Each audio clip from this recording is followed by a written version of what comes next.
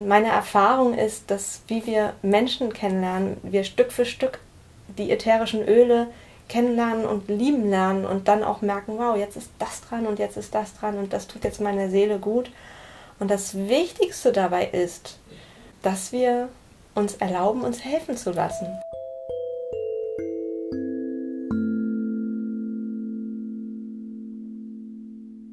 Herzlich willkommen zu einer weiteren Folge von Harmony Helpers.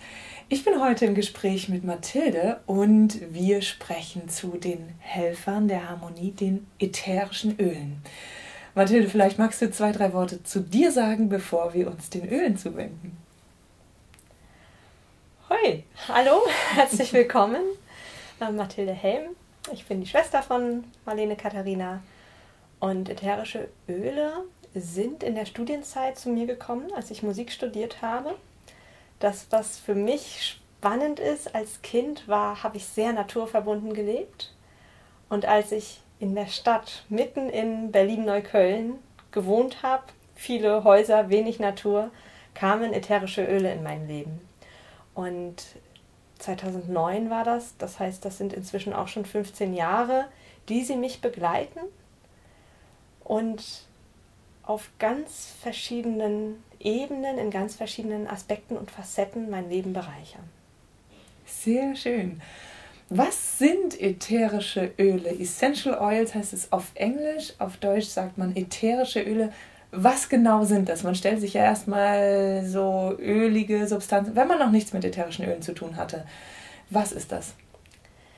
Ätherische Öle sind, manche sagen, die Seele der Pflanze, das Blut der Pflanze, das Bewusstsein der Pflanze, das Immunsystem der Pflanze.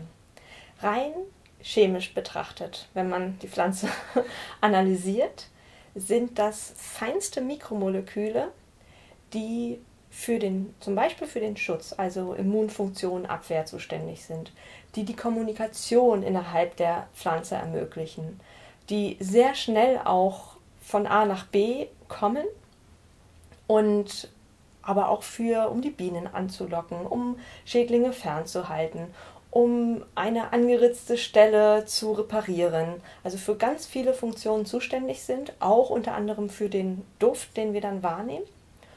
Und es ist wichtig zu unterscheiden die fetten Öle von den ätherischen Ölen.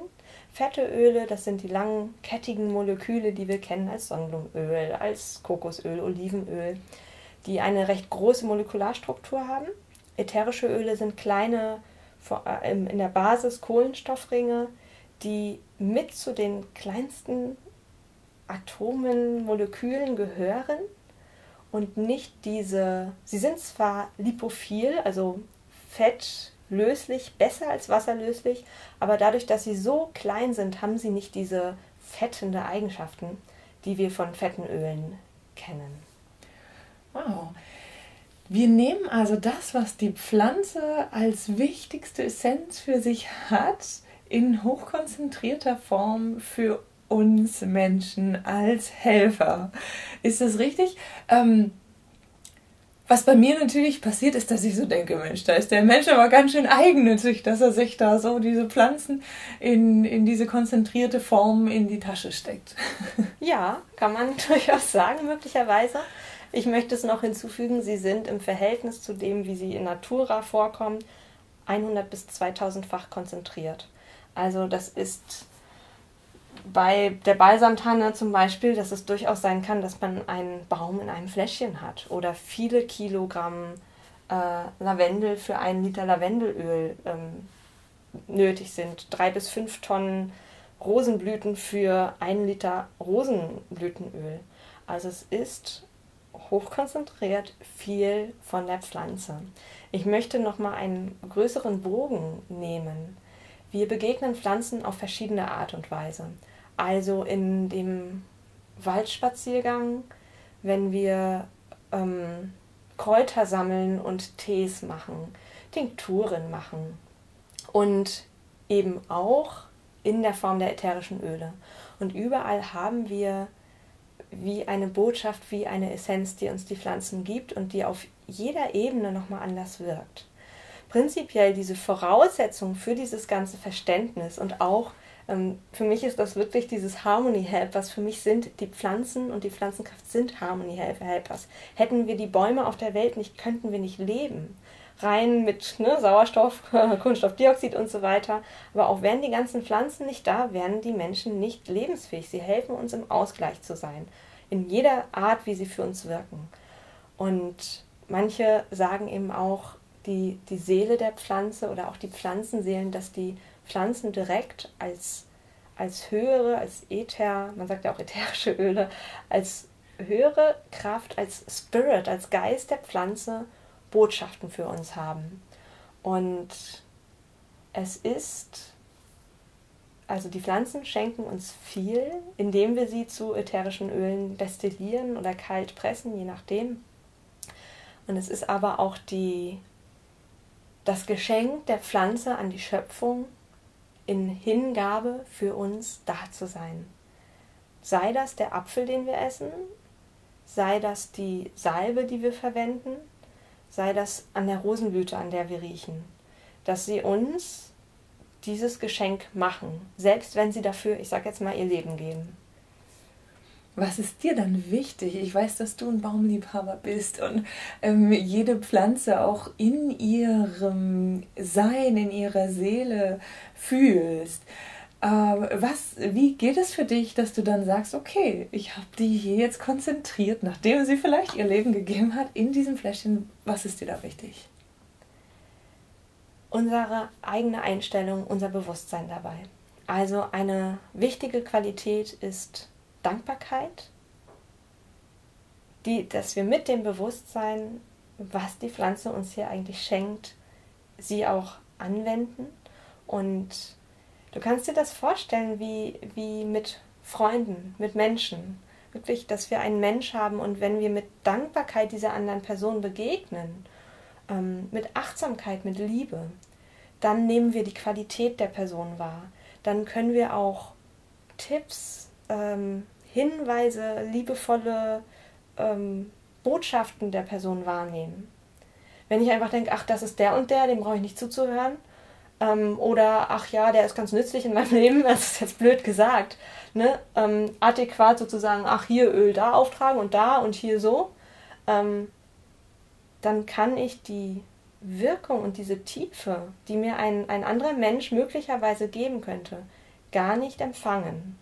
Und genau so kann, wenn wir ätherische Öle anwenden, kann das sein, dass ich gar nicht viel wahrnehme oder dass ich wirklich mit Achtsamkeit und Dankbarkeit ganz tiefe Erfahrungen habe, ganz tiefe Heilungen, körperlich, emotional in Momente kommen. Also zum Beispiel das Inhalieren. Man denkt, ja, was soll das schon machen? Ja, es duftet nicht.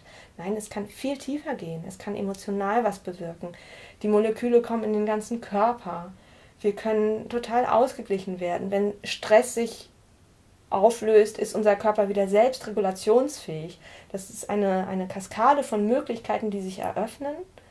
Und mit dieser dankbaren Haltung, mit der Liebe, der Hingabe, der Achtsamkeit und auch der Zeit, die wir uns nehmen in dem Moment, können wir selbst unsere Türen öffnen und können wir aber auch gemäß oder entsprechend dieser großen Hingabe der Pflanzen in Einklang das Leben und ist das dann auch, ich sage jetzt mal für die Pflanze, okay, ihr Leben uns zu schenken. Wow. Und ihre Essenz. Was ja auch noch eine Rolle spielt, ist, wie diese Pflanze geerntet wird, richtig? Also würdest du sagen, da gibt es große Unterschiede oder ist das ganz gleich, zu welchem ätherischen Öl ich da dann greife?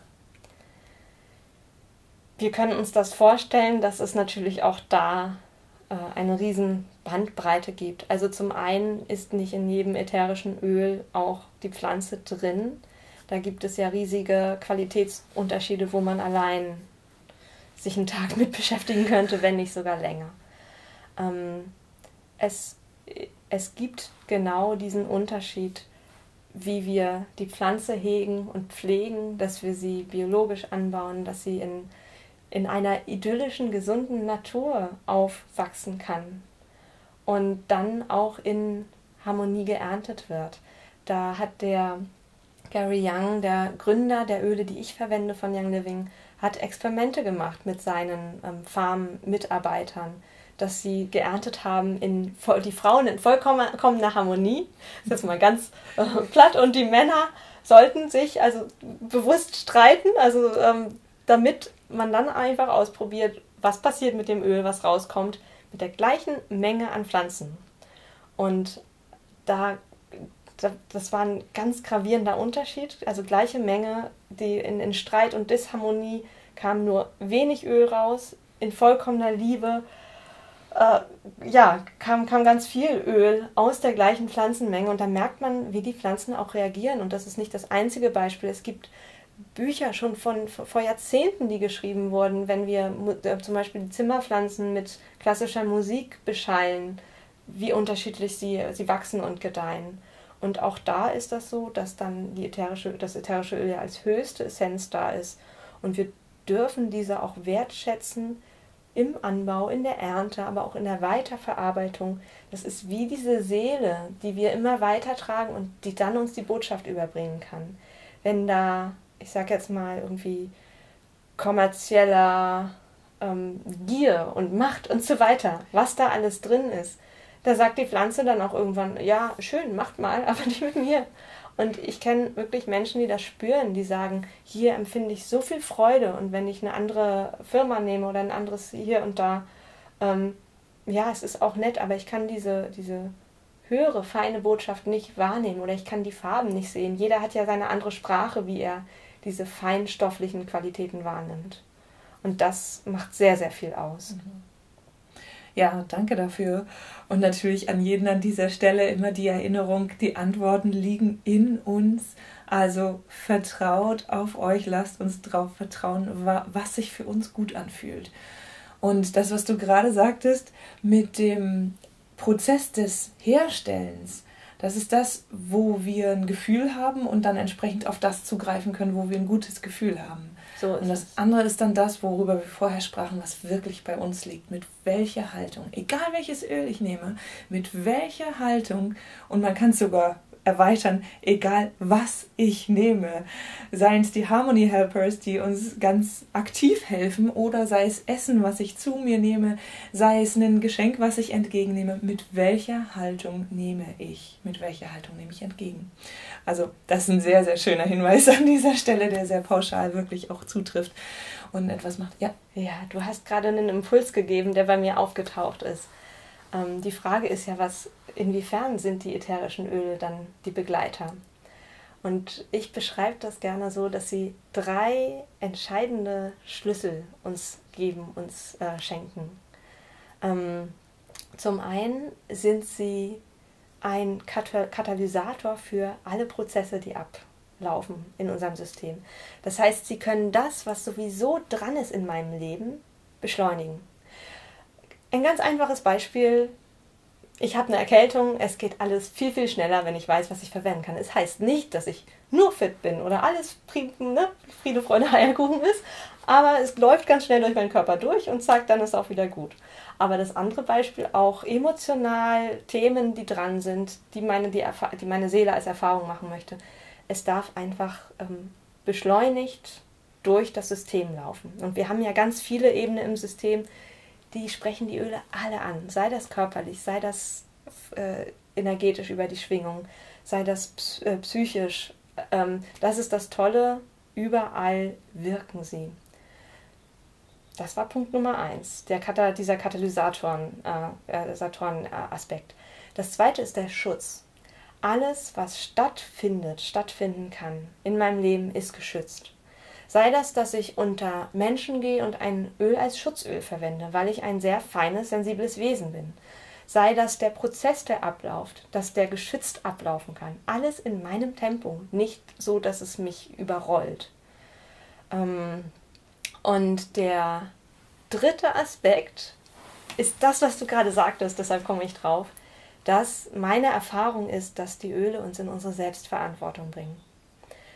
Dass wir sind über die Jahrzehnte, Jahrhunderte konditioniert, dass wir unsere Verantwortung abgeben, dass wir diese Obrigkeitshörigkeit haben. In Bezug auf das Thema Gesundheit. Gehen wir irgendwo hin, uns wird gesagt, das und das ist nicht okay, das und das ist falsch, das ist und das ist nicht gesund. A, B, C oder D musst du nehmen. Das ist sehr einfach, weil ich dann ein Rezept kriege und das dann befolge. Und wenn ich brav bin, dann erfüllt sich das, dann ist wieder alles gut. Und manche haben dann auch die innere Versuchung, dass sie genauso mit den ätherischen Ölen arbeiten.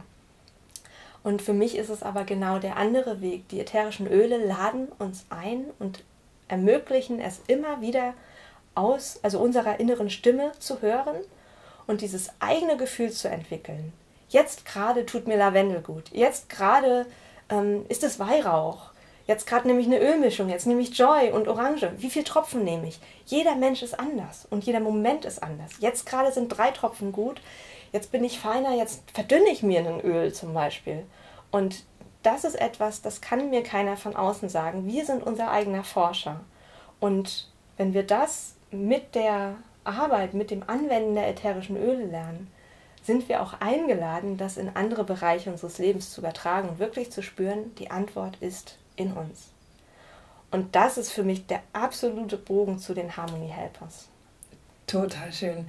Also an dieser Stelle würde ich tatsächlich gerne auch nochmal einen übergeordneten Bereich anschneiden, nämlich dass das, was bei uns ganz schnell passiert, eine Wertung ist. Also wir versuchen Helfer oder also in unserem Fall die Harmoniehelfer dazu zu verwenden, dass alles wieder gut ist.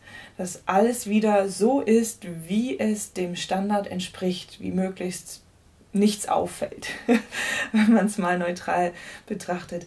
Das, was ja aber eigentlich passiert, ist, dass wir als Mensch immer wieder Erfahrungen des Wachstums suchen. Und jede Krankheit ist eine Erfahrung des Wachstums. Jede Disharmonie ist auch eine Erfahrung des Wachstums.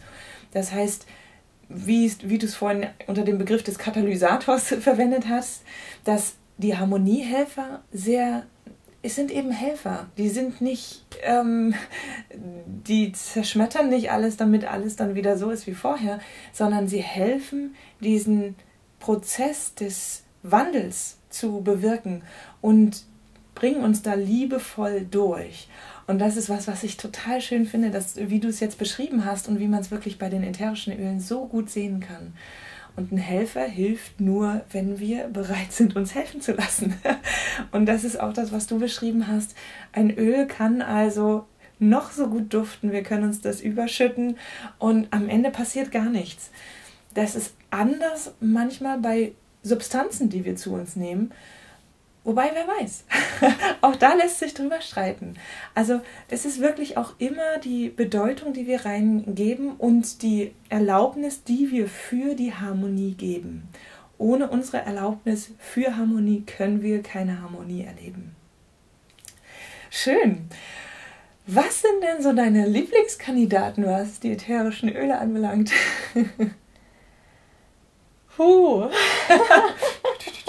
Die ganze so ist Reihe. es. Wer mich kennt, weiß, dass ich das bei jedem zweiten Öl sage und auch, dass das über die Jahre sich immer mal wandelt. Ich finde einfach Baumöle großartig. Also Blaufichte, Schwarzfichte, Balsamtanne, Zedernholz, weil Bäume diese Qualität haben, uns in unsere Mitte zu bringen. Und das ist eine Zeitqualität, die den Menschen enorm wichtig ist, unter anderem durch die Digitalisierung, dass man erlebt, dass man auch richtig von dem Mentalen, von dem Kopf, von den Energien sehr, sehr zersplittert im Außen, eine Konzentration ist schwerer und so weiter. Und wir können das so teilweise optisch sehen bei den Pflanzen. Die Bäume haben den Stamm, der sie zentriert, die Wurzeln, die sie in die Erde verbindet, die Kraft, die aber auch dieses Ableitende in die Erde hat und den Wuchs nach oben. Und genau wie es ist beim Waldbaden, wie man ja heutzutage sagt, einem Waldspaziergang. Gestern waren wir draußen und dann habe ich die Nadeln der Nadelbäume gerochen und habe einfach gedacht, oh, das tut gut, es erinnert mich an die Kindheit, es ist wunderschön, das in der Luft zu riechen. Und das ist genau das ätherische Öl, was uns in dem Moment durchatmen lässt. Das ist auch ein absolutes Durchatmen, Atemöl. Was haben wir denn in der Zeit gerade für Probleme?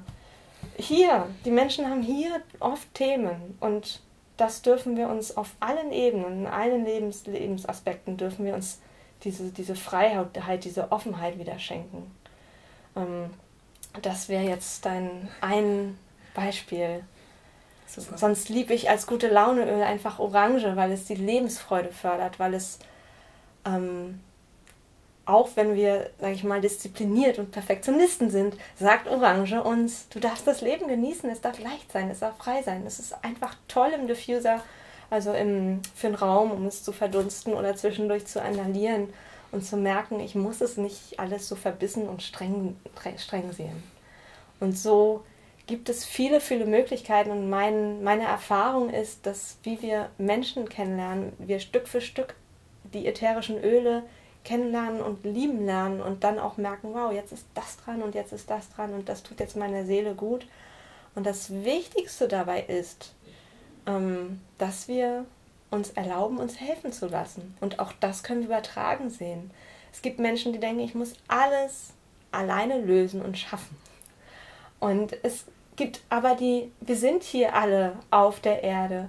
Und es heißt nicht, dass eine Person das Perfekte und alles haben muss, sondern wir dürfen den Impuls wahrnehmen. Und das ist keine Wertung, der ist besser, der weiß mehr, sondern der Impuls tut mir gerade gut und ich darf dort mich durch diese Schwingung oder durch den Gedanken, durch was auch immer es in dem Moment ist, darf ich mich bestärken lassen. Und das ist keine Schande, sondern wir sind einfach da, um uns zu inspirieren und miteinander in Interaktion zu gehen.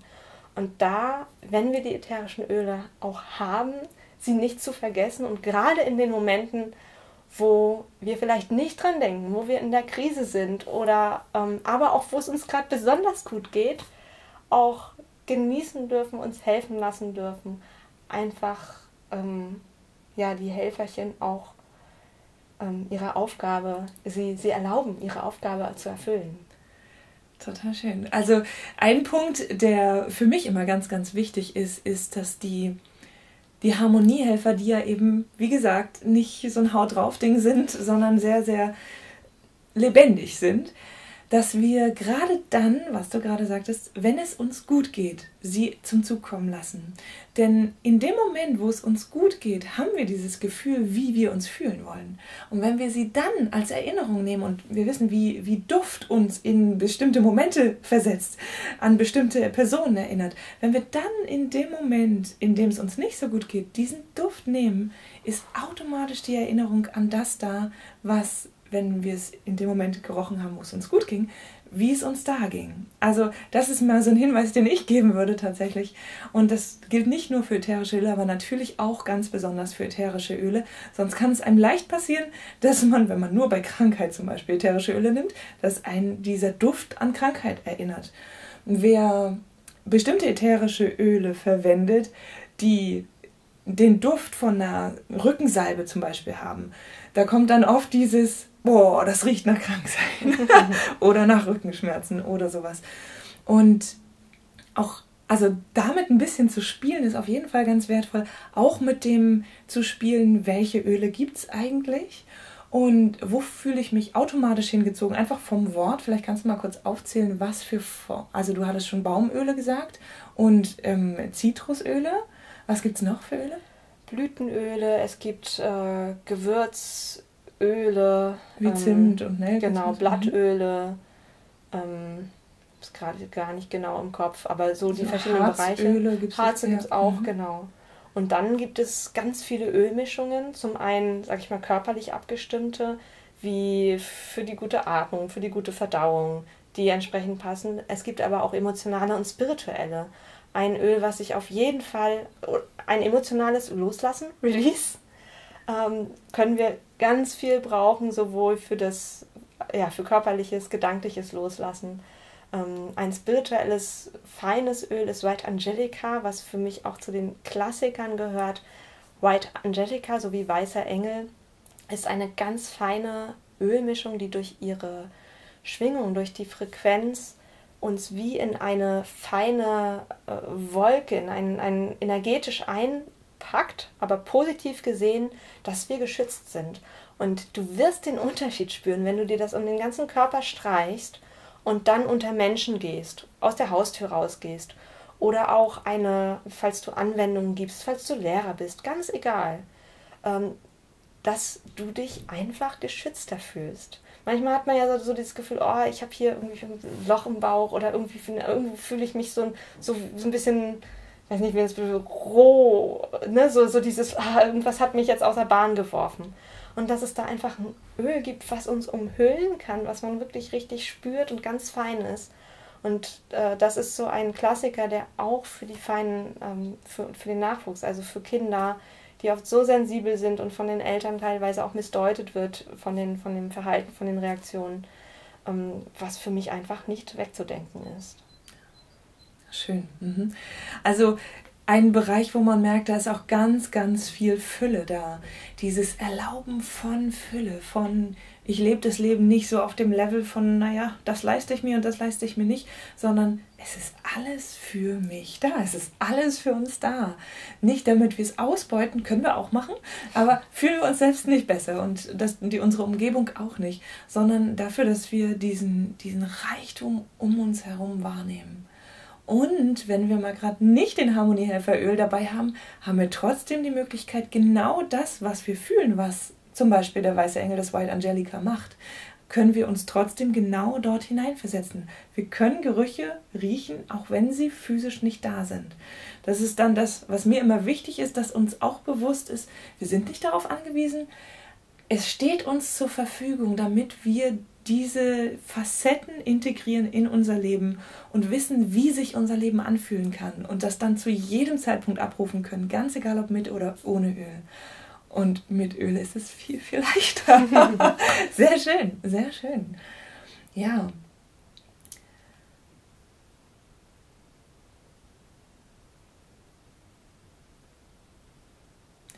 Ich selbst liebe ja die Blütenöle total. Und gleichzeitig habe ich auch einfach eine große Nähe zu Weihrauch, dem Öl. Und dann gibt es so Öle, die ich einfach gerne in der Tasche habe, das Thieves, die Diebe, mit denen sich die Diebe im Mittelalter geschützt haben, was ich mir sehr gerne auf die Zunge tropfe. Und dann gibt es so Anwendungen wie Immu-Power auf den Brustbereich aufschmieren, wo ich plötzlich merke, dass ein Hustenreiz sofort weggeht. Das sind so kleine Sachen, wie du vorhin sagtest, jeder ist selbst sein Forscher. Das heißt, weshalb ich das sage, ist, weil ich kein Forscher bin, der jetzt aktiv damit anderen Leuten sagt, wie sie es machen können, aber für mich dann meine Antworten habe, wenn ich was brauche oder jemandem was empfehlen möchte. Also hier nochmal die Einladung, wirklich sich auf die Pflanze und auf das eigene System einzulassen und zu hören, was fühlt sich richtig an, was möchte ich ausprobieren und wo sage ich auch, das möchte ich nicht, das ist für dich, nicht für mich. Ja. Mir kommt dann noch der Impuls, dadurch auch so ein bisschen zu sagen, wo kann ich Informationen herbekommen? Genau dieses Dilemma, was viele Menschen haben, dann haben sie die ätherischen Öle zu Hause stehen. Was mache ich denn jetzt nun mit denen, die so hübsch im Regal sind und die meine heiligen Helfer sind? Sie haben ja auch ihren Wert einfach dadurch, dass sie teilweise per Hand geerntet sind, stundenlang destilliert werden und dann eben aus viel Pflanzenmaterial ein bisschen ätherisches Öl kommt. Und ich gebe das, also für mich ist eins meiner Botschaften und Aufgaben hier, tatsächlich das Wissen auch weiterzugeben, was wir für Möglichkeiten auf allen Ebenen haben. Und ich habe dann begonnen, eine Reihe zu etablieren, die sich Young Living Spirit nennt.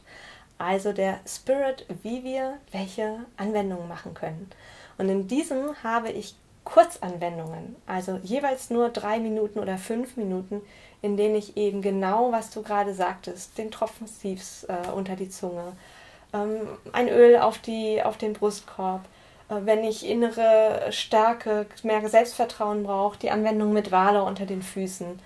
Und da Möglichkeiten, also diese Anwendungen zu geben, wo man oft nicht weiß oder nicht sicher ist, was gibt es eigentlich für Möglichkeiten, in einfacher, kompakten Art und Weise rangeführt zu werden an dieses Universum, ne, an dieses riesen Buch der ätherischen Öle, der Pflanzenkunde, die wir eigentlich haben. Und da ist es wie mit jedem Menschen, auch den man kennenlernt, es ist immer ein erstmal auf Tuchfühlung gehen mit einem ätherischen Öl und vielleicht schon was über den Menschen gehört haben. Uns fällt es oft leichter, uns auf einen Menschen einzulassen, wenn wir schon Positives gehört haben, schon von jemand anderem so eine Idee haben, okay. Also, dass wir eine Neugierde auch haben, die Person kennenzulernen und in dem Fall das ätherische Öl kennenzulernen. Also, da ist es ein sehr wertvoller Hinweis, dass du sagst, du gibst diese Inspiration als Young Living Spirit online als YouTube-Videos. Ne? Also ja. Das heißt, man kann sich da auch einfach kurz reinklicken und gucken, was spricht mich gerade an und das dann entsprechend einfach mal rezipieren. Und dann gucken, was ist es für ein Selbst. Also immer wieder dieses Fühlen nach innen und nicht blind einsetzen. Es ist kein Ursache-Wirkung-Prinzip, sondern es ist wirklich das Wesen der Pflanze macht mit uns das, was wir erlauben. Sehr schön. Ich bin mir sicher, es gibt noch ganz, ganz viel zu den ätherischen Ölen zu sagen.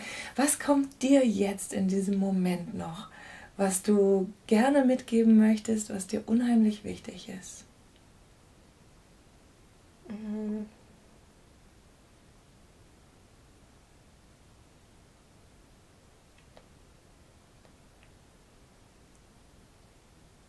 Die Tiefe des Inhalierens eines Öls wirklich zu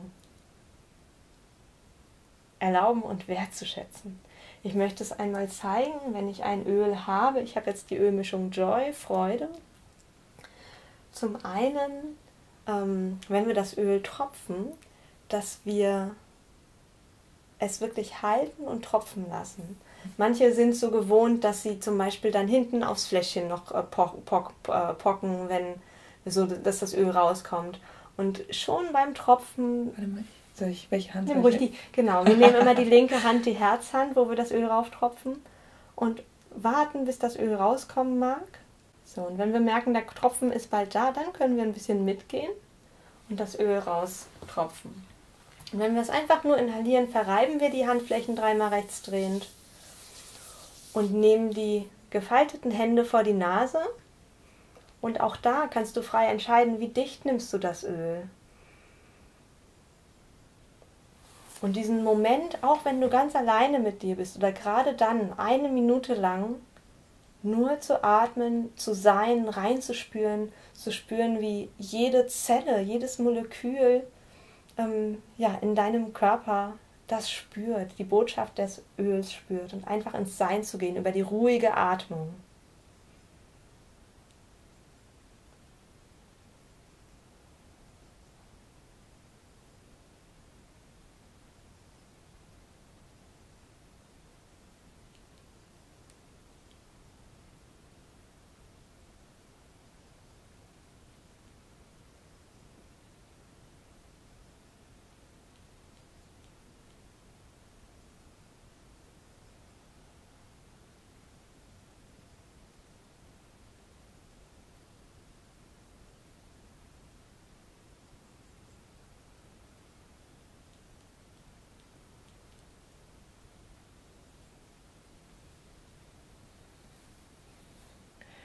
Ja, also da danke ich dir ganz sehr.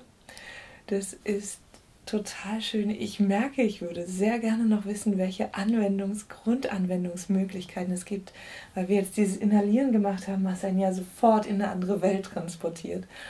Vorausgesetzt, das Öl tut einem gerade gut. Magst du was dazu sagen? Ja, also über das, ich sag jetzt mal über die Nase und über die Luft gibt es direkt die Handinhalation, aber auch den Diffuser für den Raum. Nicht so zu empfehlen ist die Duftlampe, weil die Hitze nicht gut für das Öl ist.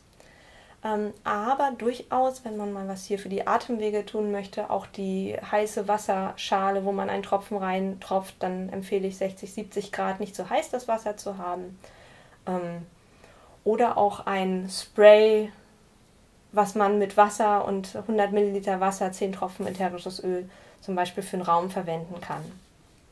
Da gibt es sowieso viele Haushaltstipps, von in die Waschmaschine was reintropfen, in den Staubsaugerfilter, damit das nicht so doof riecht. Wenn ich wische, dann ins Wischwasser. Es gibt ja auch da reinigende, desinfizierende Öle, bis zum Pflanzenschutzspray. Also da im Haushalt, im Außen gibt es sehr, sehr viele Möglichkeiten. Für das äußere Auftragen auf den Körper können wir die Öle pur auftragen. Das machen wir in der Regel, dass wir das, was wir auf die linke Hand getropft haben, mit Zeigefinger und Mittelfinger dreimal rechts drehen und zum Beispiel dann auf den Scheitel, ne, wenn wir energetisch arbeiten, auf bestimmte Punkte. Wir können aber auch pur das Öl auftragen, zum Beispiel wenn ich an die heiße Herdplatte gefasst habe, dann kann ich Lavendel da pur rauf tun. Oder dann ist doch mal irgendwie ein Kratzer in der Haut, auch dann kann ich mir das einfach direkt auftragen. Ich kann es aber auch verdünnt auftragen in Salben, die ich selbst mache, oder in einem Massageöl, Massagen geben mit den ätherischen Ölen, was ich persönlich auch liebe, mit dieser Hingabe, mit der Berührung zusammen die Öle wirken zu lassen. Das sind die äußerlichen Anwendungsmöglichkeiten, aber es geht bis dahin, dass ich sie auch innerlich nehmen kann. Entweder ich pimp mir das Wasser zum Trinken etwas auf. Es gibt eine Reinigungskur, die Zitronenpfefferminz-Reinigungskur, ein Tropfen Zitrone in 1 Liter vormittags, am Nachmittag ein Tropfen Pfefferminze. Wichtig ist, dass da wirklich die Qualität stimmt. Bei Young Living sind das entsprechend die Plusöle, die für die innere Einnahme zugelassen sind. Mir schmeckt Weihrauchöl super, Copaiba-Öl, Fenchel im Wasser zu trinken, Ingwer im Wasser zu trinken. Gibt es tolle Möglichkeiten im kalten Wasser, aber auch im warmen Wasser, fürs Immunsystem das positiv zu unterstützen. Bis dahin, dass wir ätherische Öle aber auch in Kapseln nehmen können, als bestimmte Reinigungskuren für die Verdauung oder um das Immunsystem positiv zu stärken. Da ist auch noch eine Bandbreite, man kann sich Kapseln selbst befüllen und entsprechend dann intensiver auch arbeiten fürs System. Schön. Ja, das mal noch als ganz praktischen Nutzen hinten an.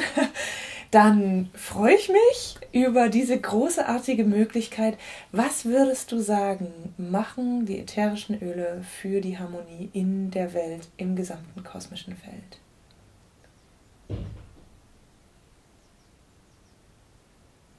Sie schenken Frieden, sie schenken Vertrauen, sie laden ein, dass alles frei schwingend an seinem Platz sein darf und stehen für Harmonie, für Balance. Ganz vielen Dank. Damit beschließen wir unsere heutigen Harmoniehelfer, nämlich die ätherischen Öle, in dem Fall von Young Living. Und meine Frage an dich, Mathilde, jetzt ist noch, wie kann man dich finden? Wie gibst du diese Unterstützung mit den Ölen weiter? Mir ist es wichtig, diese großartige Qualität der Pflanzen zu leben.